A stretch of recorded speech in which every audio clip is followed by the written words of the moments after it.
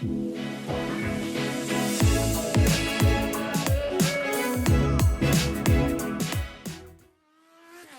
are listening to Know You're Crazy. My name is Susan Denee. We all have crazy. What separates us is how we choose to deal with it. I'm going to be delivering engaging and actionable tools to own your crazy, treat your crazy, and turn it into your own superpower. I hope that you walk away from this show feeling the power and strength within you. And never forget to enjoy your journey because you are worth it. Hey folks, Susan Denee. Welcome to the Know You're Crazy show, where you are listening to emotional recovery in the raw. Today's show, I decided to talk on something that I have been and talk about something that I have been passionate about for over 20 years now. You've heard me mention it in many of my shows. I usually, and I don't even believe I've ever really gone into detail with some of these things for different reasons. But today I'm going to try to give 4 lessons that I've learned in sponsoring women in recovery from alcoholism and addiction. If I've got time, number 4 may spill into 5 through 10. There is no real particular order with how I'm going to cover these today. When I kind of did my show outline, I just went with what came first and on down. There's been so many things over the 20 years that I have helped women in recovery that I have learned about myself in my own personal growth, but also in skill set and development in helping women in recovery, that I'm sharing some of those today. These tactics and these skills and different things that I do outside of basic skill set, but different metaphors I train and different things that I do in my coaching have all come from this background in sponsoring women in recovery. So for those of us who get sober in the rooms of recovery, dare I say AA, NA, MA, all of the A's or the like, we understand the ultimate goal is to give back what has been given so freely to us. It's the icing on the cake per se. Not everyone sponsors. That is the term or the title given to someone who takes another person under their wing, primarily in early sobriety, but those of us who stay sober for a long time, we still use sponsors. And that sponsor helps them find a new way of living so that they don't relapse or in long-term sobriety go crazy. Another definition would be a sponsor is a godparent, someone who sponsors or oversees the development of a child in spiritual matters. One of my sponsors that I worked with over the years had me put that definition in our literature that we work from. And so I thought I'd share that with you. This is the service that glues the recovery program together, in my opinion. If we didn't have people who gave back freely of their time and of their experience, where would we be in the rooms of recovery? We come into the rooms financially, emotionally, and mentally bankrupt 90% of the time. And if it's only, financially bankrupt, well, I'm going to tell you what, if we're landing in the rooms of recovery, we are emotionally, mentally bankrupt. The finances 90% of the time are part of that ride, not for everybody, but for some. But anyway, but many refrain from being of service because they're scared they'll do it wrong, or they get sober and life starts to come back and things start working in their life again. Things are functioning in their life again. They don't worry about it. They don't think about giving back. They'll go to meetings. They show up to meetings. They go home from the meeting. They never truly invest in others in part of the work that they do in sobriety. And that's just a choice that everybody gets to make. And I think that's one of the cool things about the rooms of recovery that many of the outside world maybe don't realize. Nobody's telling you how to do it. We have strong suggestions that we believe will benefit your life because of our own experience. That's one of the reasons I'm bringing the show to you today. But there is no right or wrong way to do it for anyone. Everyone is left, as my dad would say, left to your own devices. Sometimes those devices work really well, and sometimes they don't. I'm doing the show on this particular topic today because even in sponsoring and giving back and servicing someone, this also aligns with coaching individuals, with mentoring individuals, with leadership, how we treat others when we're trying to influence somebody to a higher level of living. I'm going to be focusing on the recovery community today, but you can do your own your own filter on this if you're somebody who leads or coaches or mentors for a living, if this is something that you do. Also, if you're a parent with children, some of these tips might come in handy for you. So where was I at? But many refrain from it because they're scared they will do it wrong or they will suffer from the perfectionist attitude, get so caught up in doing it perfectly that we don't be of service. In today's show, I'm going to give you 4 top lessons. Like I said, I may go further if time allows, that I learned in sponsoring somewhere between 100 and 200 women nearly 20 years now. I kind of went to a massive degree in sponsoring women. That's where a lot of my repetition working one-on-one with individuals comes from. When you figure if somebody been in the trenches, do they know how to work with individuals? Do they know how to talk to them? Are they able to read the room? Do they practice discernment? Are they good at what they do? Well, I've got a lot of repetition in this arena, and it's one of the reasons why I went ahead and got certified and became a coach, understanding that coaching is not sponsoring, but a lot of the skill set runs parallel to one another, because being able to influence somebody and perhaps give them suggestions and also point out when you're hearing they're crazy is a skill set in and of itself if you're going to be any good at it. So I'm taking all of those years of experience today, and I'm just going to throw out some top ones to you in case there's somebody in the audience who's looking to help somebody in service, or like I said, falls into the professional realm where some of these tips may help you, or if you're a coach looking to up your game and you're wondering if any of these tips that I give today are relatable to you. Now, I do not hold a degree in psychology. I'm going to work on one, but I'm not holding one right now. So everything that I give to you today is going to be either from many books I've read on psychology, practices that I've done one-on-one, trial and error in the trenches for 20 years, folks. So if I can save you some time and give you some of my top tips, then stay tuned because I will be giving these out. So this is a street smart, common sense taught lessons from my own sponsors over the years and a whole lot of practice that I'm going to be giving you today. Like I said, I picked 4, but there's dozens. I may get further today.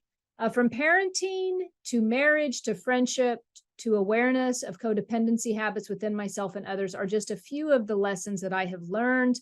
But now I'm gonna jump in. So I've already covered what is sponsoring. I mean, sponsoring as a definition that I read already it's literally in the rooms of recovery. It's when we decide that we want to help somebody get better. We decide we want to suit up and show up for somebody else to tell them our experience, strength, and hope of how we got sober. Ultimately, we are going to be showing them what was shown to us. The reason why I'm covering these topics today is because I've been doing that for so long that once you become skilled in something, I don't care if it's sponsoring or whatever your professional thing is that you do, you obviously at some point, it's almost like when you're on a keto diet, and you're burning carbs and then you're switching over to fat burning. Well, when you end up being of service for as long as I have, and in the number of repetition and women that I've helped, there comes a point where it comes from real mechanical to intuitive, where it's just a natural flow. I just spoke to a woman today who really struggles with staying sober, and she's trying to do it again, and she's looking for a detox and a treatment center. But I've known her for several years, and she called today to talk about where she's at on her journey. And one of the things that she said to me was, she said, "Susan, I'm not scared of you, because in my community, because of the way I deliver messages to the disease, not to the individual, I will to the disease," she says, "I'm not scared of you.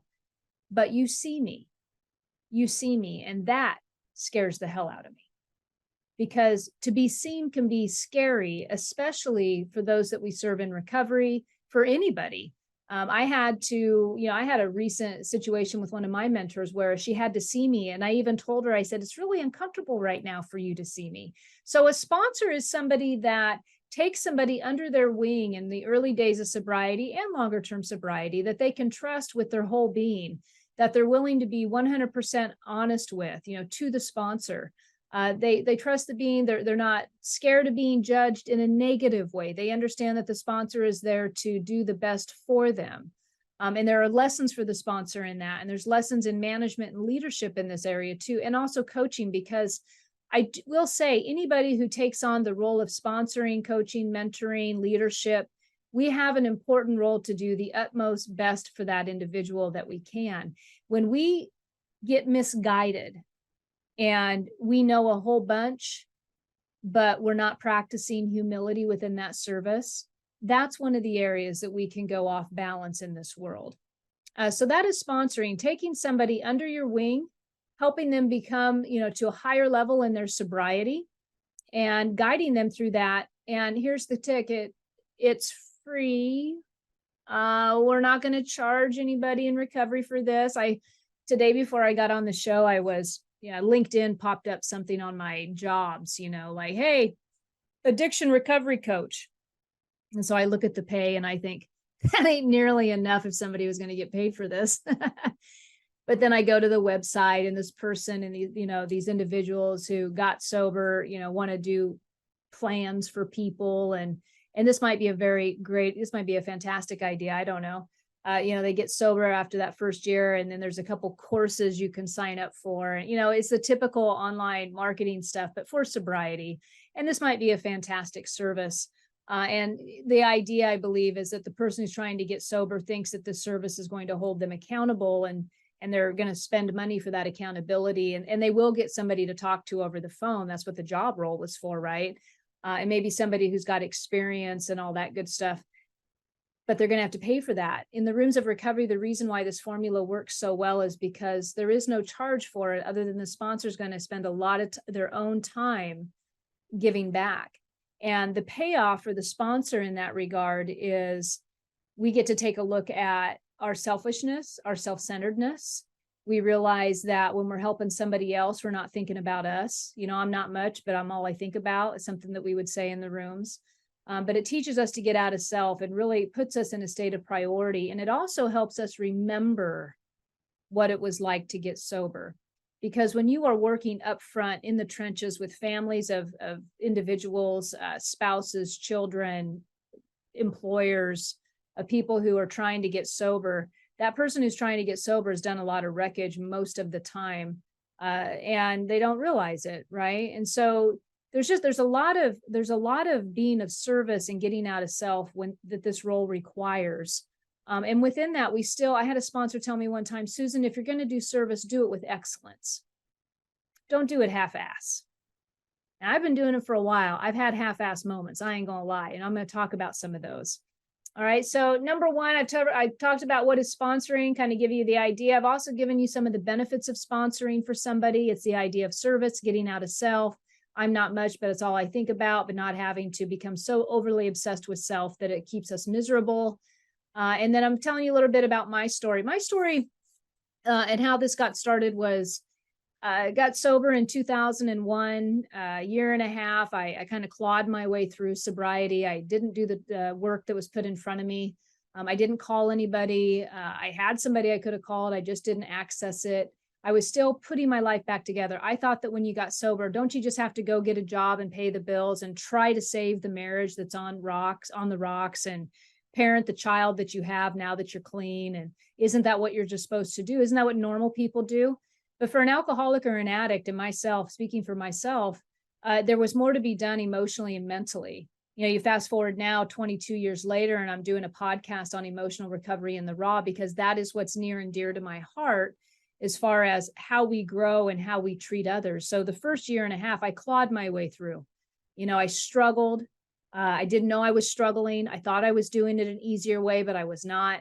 And then finally, I became willing to work with somebody. And I began, after that work was done, I began helping others. And I sponsored a few ladies in early sobriety, probably between the years, like 2 years clean and maybe 3 or 4 years clean. And I don't know, during that time, maybe 6 women. I really, I'd have to really think back and do the timeline. And then I went back to managing life. And I had a family. I had 2 more children in sobriety. I had a marriage that had recovered. Professionally, I've always had a lot of ambition. And so I was doing well at the job. So, working 40 hours, commuting 2 hours a day, raising the kiddos, picking them up from daycare, dropping them off, tending to the marriage. Do I have a social life at this point? I don't know. Do I work out? Hell no, not back then. And so I got away from really serving others. And I just kind of keep my toe in recovery, but I really wasn't in it, and I was managing well. And managing well can get a drug addict or an alcoholic in trouble, because when we manage well, sometimes we think we've got these emotions and this mental game under, control. And then suddenly the house falls through, the windows break, and we're like, what happened? Well, that was my story. At 7 years, the windows started breaking and the relationship started falling apart. And I realized one day that I hadn't taken every suggestion given to me in recovery, and I decided to change it up. And upon changing it up and doing the work again, and this time committing to a life of recovery, I was thinking the other day about, and I might have shared about this last week on the show, about the decisions of necessity that alter our life course and change us put us on a path we would have never considered before. But when we commit to that decision of necessity, how much transforms in our lives, including ourselves. And back then, this was a decision of necessity. I was on the borderline of sheer misery when I made this decision. And as a result of making that decision, I had some women come into my life. And then over the years, that number just multiplied and multiplied and multiplied. And so that's where my repetition in sponsoring women came from, was in that story. Not everybody does it to the extent that I did. That grew into monthly gatherings at my house, and now we're doing yearly retreats, which is super cool. We've got one coming up in a couple of weeks. I'm really excited about that. And so this is my life. This is my life. This is what I do. And I want compensated for something. So I do coaching, right? And that's my story. That's how I got here. But because of the fulfillment that I have come from in helping women in recovery, my whole life has become this. And there's a lot of days I don't want it to be that way, but it just is, right? It just is sometimes. And I still find fulfillment in it. So that's my story. So let me move forward a little bit. So let's talk about, and I'm going to say number one on the list. I'm not saying number one in priority, like this is the number one thing I learned, because there are so many things I learned that there is no way in hell I can do a number 1 to a number 10 in order of importance. I mean, I ain't got that many hours in my day to think about it, because there's just so many fantastic benefits for me of sponsoring, but also in the skill set development in working with women in recovery.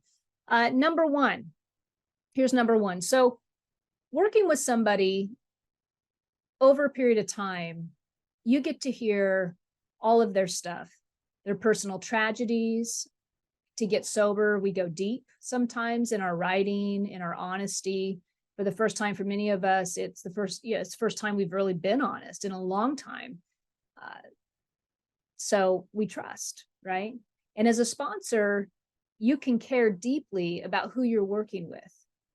You can care deeply, and you get to know them. I got to know them. I get to know them. I know them. I work with women all the time still. And I see how their crazy can operate. They see how their crazy can operate. And so all this repetition over time, as a sponsor, here's the lesson. When I care more about their sober program, their sober work than they do, it's time for me to step away. It's not a lifelong relationship for me. Some of them have been almost double digits, helping somebody, being somebody's sponsor. I no longer carry those same beliefs. I don't even know if I ever carried the same belief, but I do know when I am no longer of service. And there's a fine line between let me be of service to you and help you when you call me or when you're willing, and then worrying about the person or seeing their behaviors or witnessing things they say and understanding that they're not doing what they could be doing about it, according to me. Okay, I want to say that according to me, and this is where the conundrum is, because everybody's got their own journey. It's between them and their higher power. It's really none of my business, even as a sponsor. But as soon as I cross that line and I start thinking about what I think they should be doing more than I think they are, or I'm noticing their lack of action that I view, anytime I start, it's time to go. Because I, at that point, have limited my own abilities to be of ultimate service to another human being. It's time for them to have a new experience, and that's okay. So one of the lessons that I've learned in helping others is when to let go and understanding what my deal breaker is in that process of letting go. And it can be different for everybody. Some folks in the recovery world don't ever let anybody go because they believe it is what it is. I have my own experiences with my own beliefs around that, because see, I believe that the tricky mind of addiction and alcoholism, will allow somebody to claim they've got a sponsor and still allow them to go stale in sobriety and be what I would call a dry alcoholic or a dry drug addict. And I'm not going to let anybody say that I'm their sponsor if they're not doing the work. That's who I am. And I notice my own stuff if I'm worrying more about their stuff than they are. It doesn't mean they're doing it wrong. It just means that I have now slipped into a position where I can no longer be of service. So number one lesson in sponsoring for me is understanding when to let go and being okay with that. Being okay with that.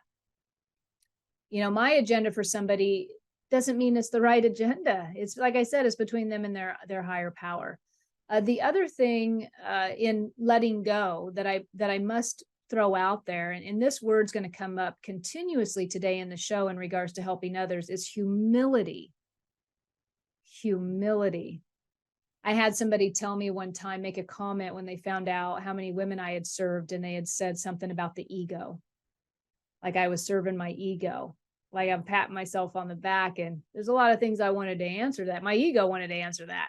That's what happened. The ego really wanted to answer that because, you know, you talk to me about ego when you're getting up at 6 a.m. in the morning and meeting with women just to help them stay clean and sober, or they're crashing at your house to detox with their kids on a sleeping bag because they have nowhere else to go. You want to tell me this is about ego? No. But I will tell you that it keeps me honest. And as long as I'm in a position of humility when working with others, then it's good, you know, and that's where if judgment would come across or me worrying more than they worry is how I would perceive it. Humility has left the room.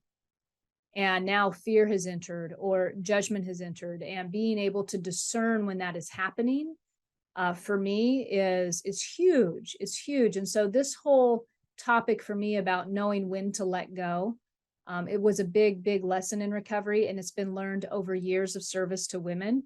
Some women, they just go away. Other people you sponsor in recovery, they'll just go away, right? Either they'll relapse and never hear from them again, or they'll find somebody new, or they'll let you go because they know it's time and they've done their work, and that's a beautiful thing too. So, all right, so that was number one. This show's going to fly by today. We're already like 24 minutes in. Yep.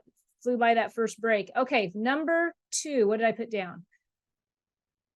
This stuff's not for the faint of the heart. That's the next lesson. This stuff is not for the faint of heart. I had a fantastic sponsor.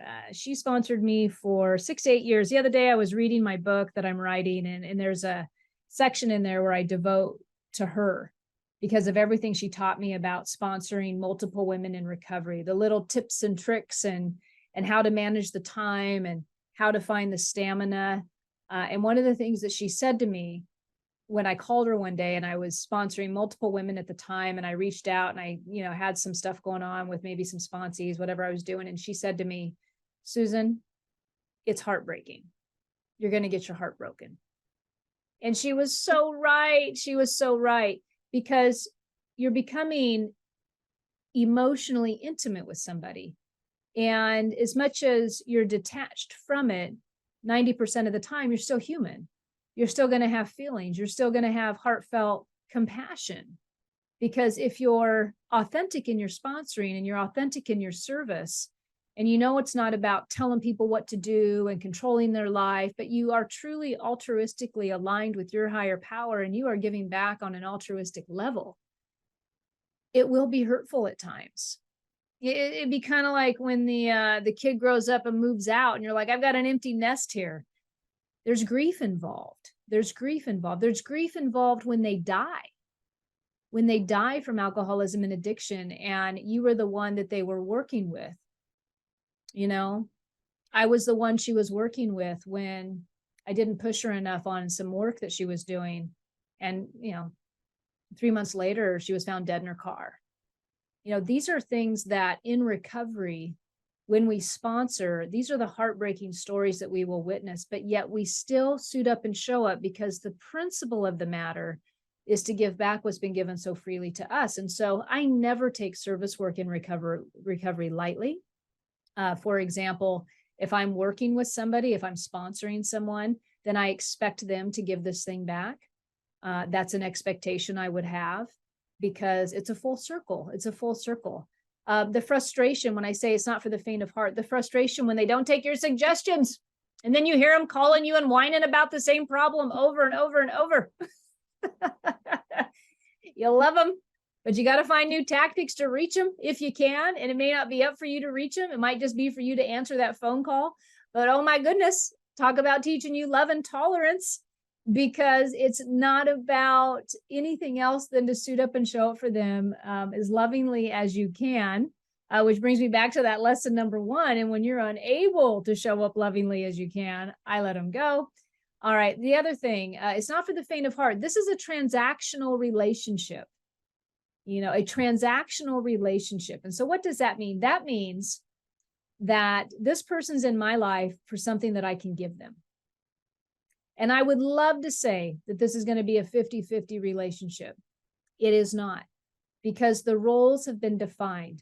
Now, when that relationship framework changes, if they move on and if they work with somebody new, or you let go, whatever, you might be able to redefine the relationship as close friends in sobriety. That's a thing. I mean, that's okay. But during the relationship, it's not a 50-50 relationship. There is an expectation that you are going to be helping and serving somebody get better. And that is a transactional relationship. And so it will not feel fair at times. I've had many women that I have sponsored over the years who I just adore, who I just laugh till my belly hurts with. But I'm not going to call them when I'm having a bad day, because that's not what we signed up for the relationship. I'm not going to call them with my stuff. Now, I could, right? But for me, there's just something out of whack with that. It'd be like, this is a kind of a stretch here. It'd be like a therapist calling their client to tell them about their bad day. Like, it's just not appropriate, in my opinion, just not appropriate. So it's not for the faint of heart. You get to love them, you get to lead them, you get to help them, but also understand that you are there for them in the respect as far as helping them better their lives with feedback, suggestions, work, that type of thing. All right, where am I at here? This show's just going to fly by. Okay, next. Oh, for the not the faint of heart, let me add to that. This is going to take a lot of time. That's a lesson I had. It takes a lot of time, because it's not just a phone call. Getting somebody through the work in sobriety means you're likely going to be meeting with them 1 hour a week, if not every 2 weeks, and you're going to be taking their phone calls consistently throughout the week, if you choose to pick up the phone. If they take all the suggestions as given, then they'll give you feedback on their voicemails and there will be a rapport. But if they're not calling you at all, it's going to be really hard to build a rapport with that individual, but it will take time. It takes a lot of time. And so you think about that when you're helping others, because you still have a family, you still have, maybe personal ambitions, you still have a job you might go to. And so in that regard, it's not for the faint of heart either. It will test you and take you to new levels that is just kind of part of the ride.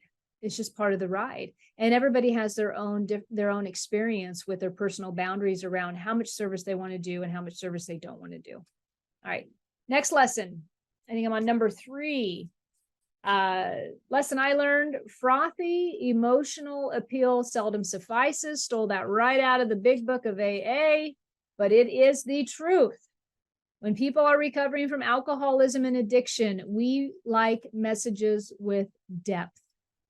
Frothy emotional appeal seldom works. It seldom works, because here's the thing.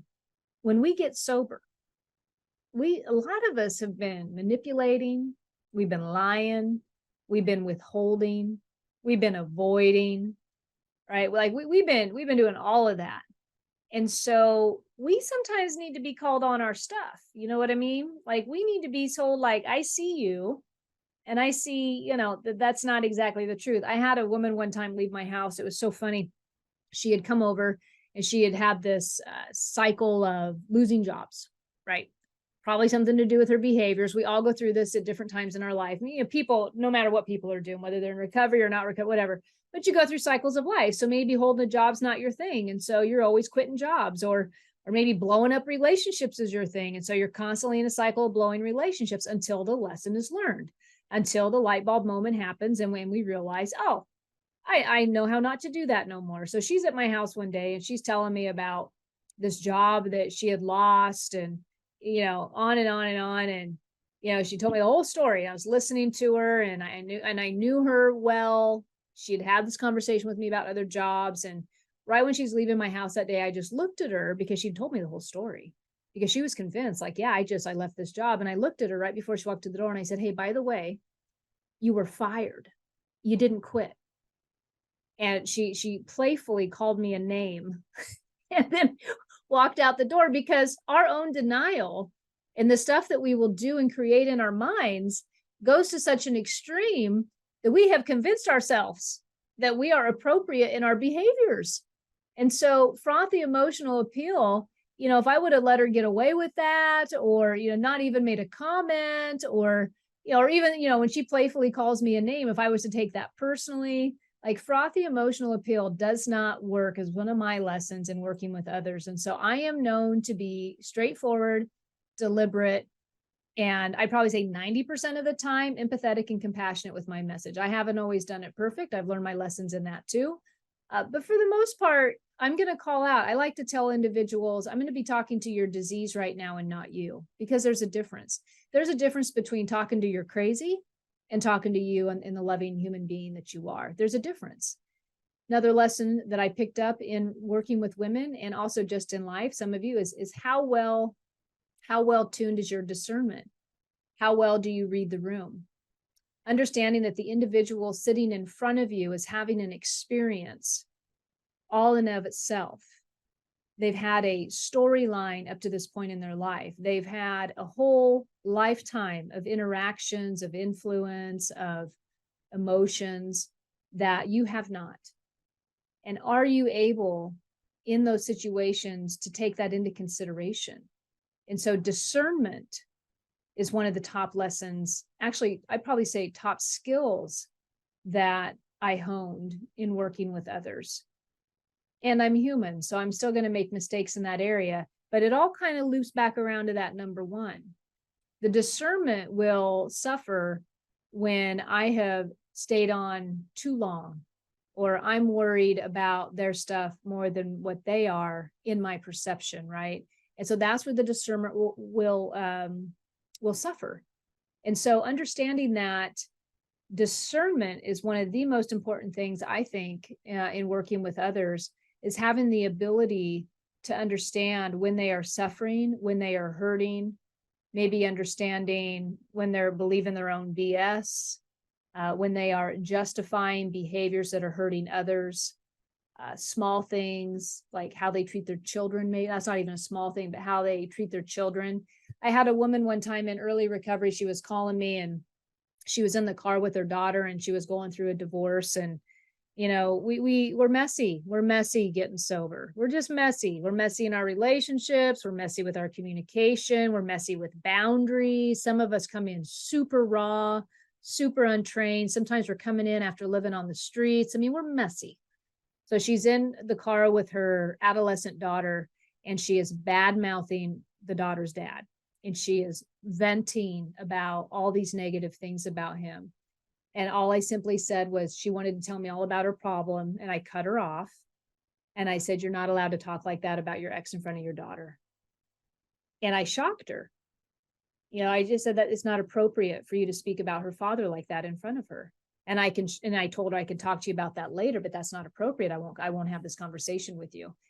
And those type of things, frothy emotional pill doesn't suffice. That kind of goes into that category, right?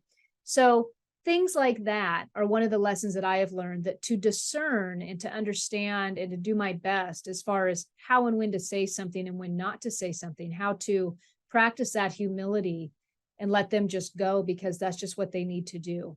That was a lesson that I learned.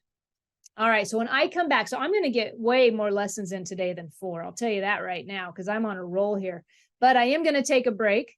And when I come back, I will talk about more lessons in sponsoring women in recovery. And hopefully that is helpful to anybody who's listening in today. If you are, I'm not looking to sponsor nobody. I got my hands full. So don't be emailing me to sponsor you. I'm just, that's my boundary, but I am coaching. And I love coaching women in long-term sobriety who have gone dry, who need a little bit of uplift in their game, who's trying the old same stuff and it just ain't working no more. Also men in recovery who are looking for a new experience with their sobriety. I love coaching those individuals. They're some of my favorite individuals to coach. The other category that I love to coach in recovery are couples in recovery. Love coaching couples in recovery because they are already in tune with how important communication is. And there's also a lot of ambition with couples in recovery and how they are able to work together. So love both of those. So if any of that ever interests you, or if you are in need of service and would like a free strategy session, feel free to email me at growthspurt@susandenee.com. You can find that on my website at susandenee.com. Having said that, I'm going to take a short break. And when I come back, I am going to give some more lessons in sponsoring folks in recovery. Be back shortly.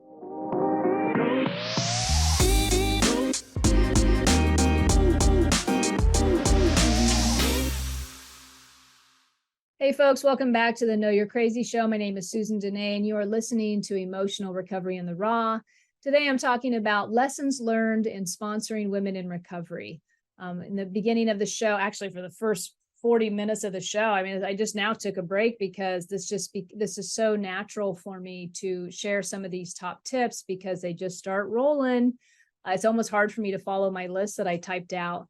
But I share this, in the beginning, I shared a little bit of my story, how I got into sponsoring, why I made the decision to sponsor women, and then kind of how that grew over the years and where it's at today.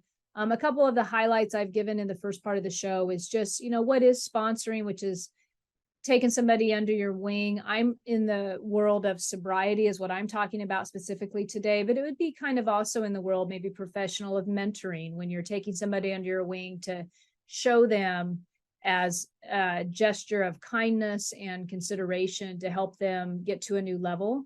Well, I'm just talking about that in the world of recovery, a little bit different in recovery. And I always like to give recovery its respect where it is due, because this is a life or death situation. And so taking this lightly should not happen, in my opinion, but it doesn't mean that we're not human. Not a psychologist, I'm not a doctor, but I am somebody who has been in the trenches with women and helping them recover for over 20 years now.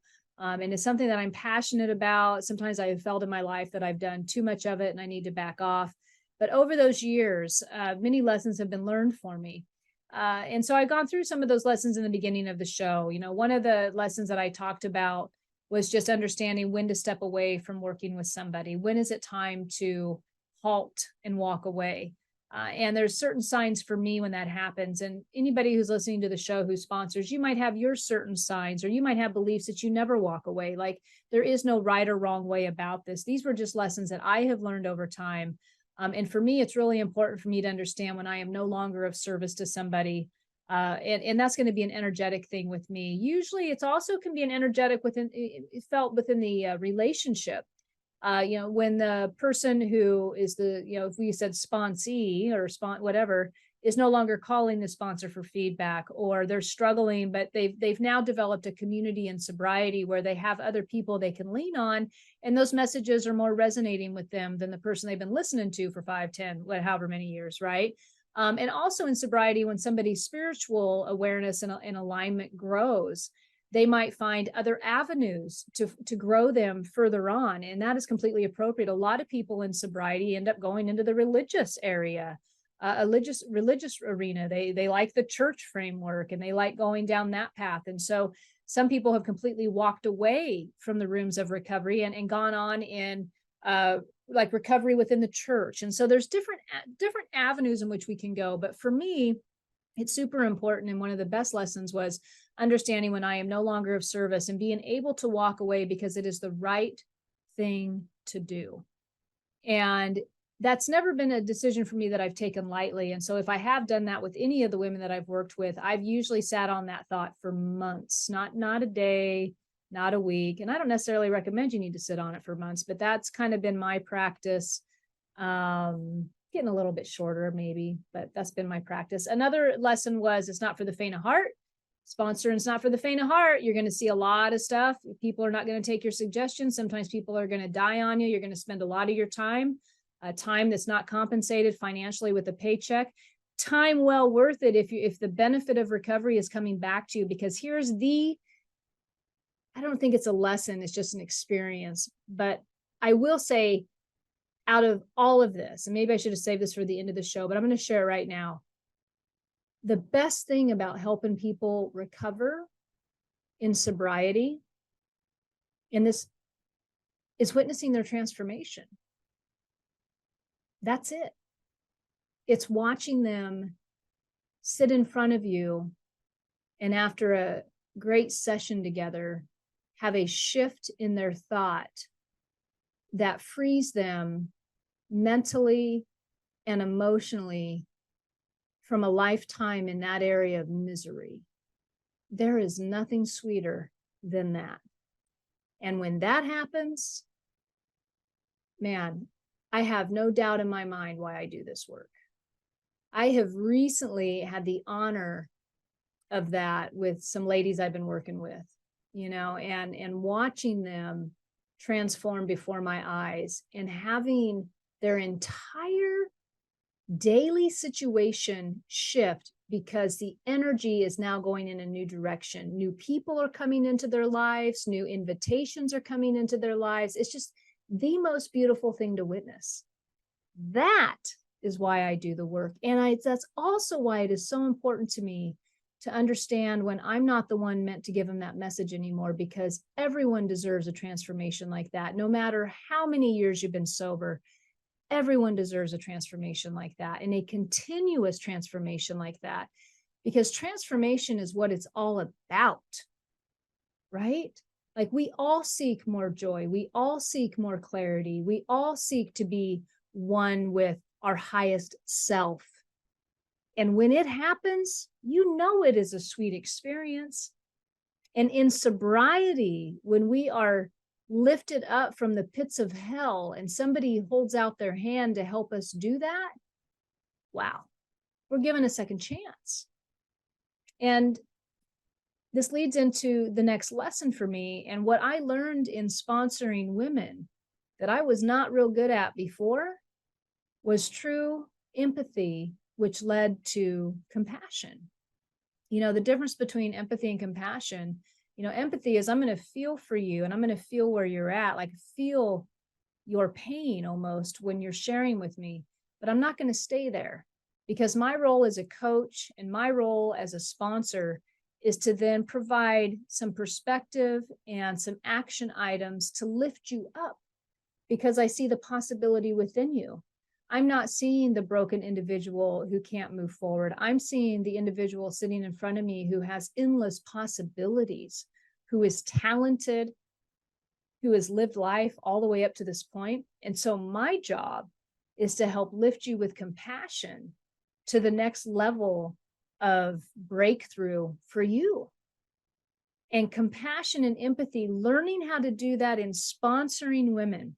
Because when you are sponsoring in this world of recovery, and coaches, you may have experienced this, but when people tell their life story to you and you hear the pain and you experience and listen to their trauma and what that did to them, and you just give them that ear that they need, oh my goodness, how could I ever really judge anybody for anything ever again? We are all having our own life experience. And so learning that in recovery and working with women one-on-one over these years made me a better parent, understanding that my children are on their own journey. And just having that core understanding helps me when I'm struggling, because I ain't going to walk away from my kids. I can't say somebody else go help them. I mean, that is the role, right? That role is finally defined. But what it does help me understand is that they are on their own path. And so when I'm just overwhelmed with worry and concern for my children, because, those teen years, woo, I'm just saying, those early adult years, my goodness, are they going to make it when they move out? I don't know. Did they, are they ever going to learn to make their bed? I don't know, but I sure worry about that sometimes. But having compassion and understanding and learning that in service to others has paralleled into my parenting and allows me to detach. And it also makes me understand that I don't need to tell my kids what to do. I don't do it in recovery. Why am I going to do that with my children? I don't want to project my own inner insecurities or my own inner ambitions for me onto my children. Doesn't work in recovery with working with women. Why would I do that with my children? So empathy and compassion was a huge lesson in sponsoring women, and understanding that. And that really comes from over and over and over listening and sometimes crying with them and feeling their emotional pain, but not staying there and being able to still lift them up and give them tools. What's another one? Another lesson, defensive listening isn't going to work.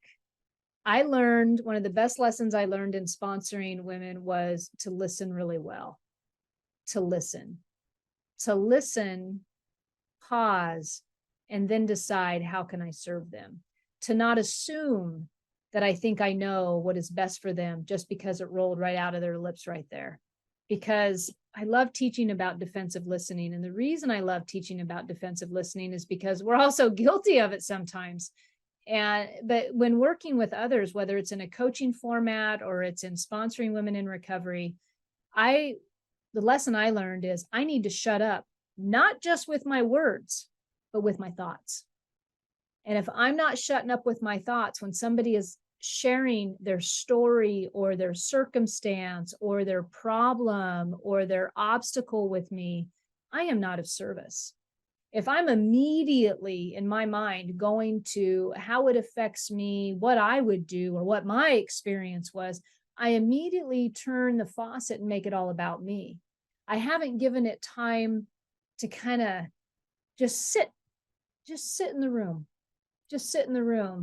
And then this is that discernment I'm talking about, to just sit in the room and pause for a moment as they share, but to be completely present with another human being. One of the lessons in sponsoring women in recovery, learning how to do that. Oh, one of the best things ever. And then how does that translate into my life? Learning how to do it there, learning how to do it in my marriage, learning how to do it professionally, learning how to authentically listen with my children. It all comes together. It all comes together. All right. There's a couple more I'm in line with here to give you, but we're coming in kind of close to the end of the show. But before I cut out of here, I just want to say thank you to the people out there who are doing recovery work, who are sponsoring. We all have our own lessons that we learn. We all have our own insights that we bring to the game. Sponsoring women in recovery was probably one of those decisions of necessity that I made that has truly benefited my life. We also learn from our mistakes. I've made many mistakes in sponsoring women.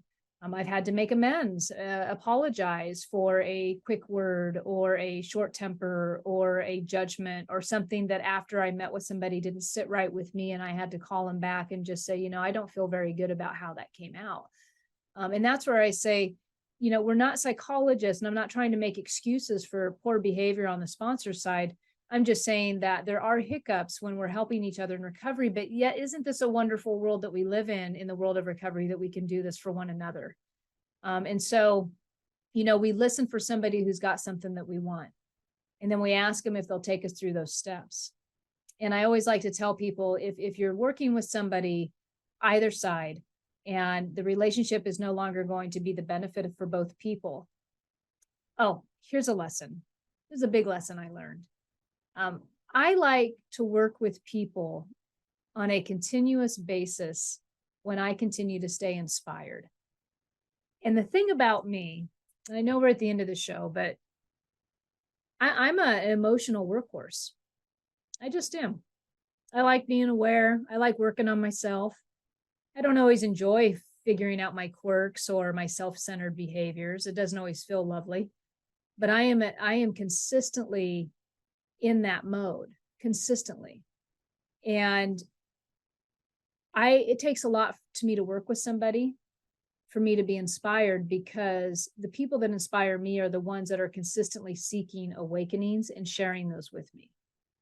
And so, when I was going through those lessons and, when to walk away, I walk away when I'm no longer inspired. In fact, before the show, I was trying to find a quote by Carl Jung, Dr. Carl Jung, who talked about the necessity of being inspired by those that we work with. That was a lesson for me. I like working with the willing who are going to be doing the work, and not perfection. I'm not talking about perfection in recovery. I'm not talking about that. I'm talking about true work and humility. And that inspires me, when I see a transformation, because that's what happens after true work with humility happens in recovery, is transformation. And being part of that journey with somebody is a blessing and it's a gift. It's a blessing and it's a gift. All right, folks. So I'm wrapping up now. So the show is over. You've got your lessons in sponsoring women. There's way more than that, I'm sure, but I'm not going to go further on in that. If you are somebody who is seeking a coach, maybe you're somebody in long-term sobriety who just needs to re-up your game, and you're looking for a coaching framework that respects the sobriety that you've had, can understand where you've been, but also can reach you to get to higher levels, don't hesitate to reach out. You can find my contact information on my website at susandenee.com. You can also check out Instagram, Facebook. It's like Susan Denee, Know You're Crazy Facebook, Susan Denee, Know You're Crazy YouTube. Feel free to message me on any of the platforms. Be more than happy to schedule a complimentary strategy session with you to find out if there's something I can be of service. And also in that realm, as I talked about before this last break, I love doing couples coaching also. So if that is something that you're interested, don't hesitate to reach out. We are a great team in our intimate relationships. Sometimes we get off course and we forget about that. And we forget about what the attributes are that we bring to one another. And then we belittle one another with our thoughts, and we make assumptions that no longer work. And we get away from our base agreements that we had when we first met. If that is something that you would like to get in alignment with one more time, or give it a shot with each other because that relationship is worth coming together, you understand that as individuals, you have greatness between you, don't hesitate to reach out, because I would love to be of service to you. All right. So that is the show tonight. You guys have a great one. And next week, I've got a guest on. I think we're talking about women negotiating high salaries and how to go about it. So that is next week. All right, folks, have a great night. Bye. You have been listening to Know You're Crazy. Crazy. And my name is Susan Denee. We are identifying, understanding, and treating your crazy one episode at a time. Tune in to transformationtalkradio.com. To connect with me or Growth Spurt Your Life, please visit susandenee.com. That's Susan Denee, DENEE.com.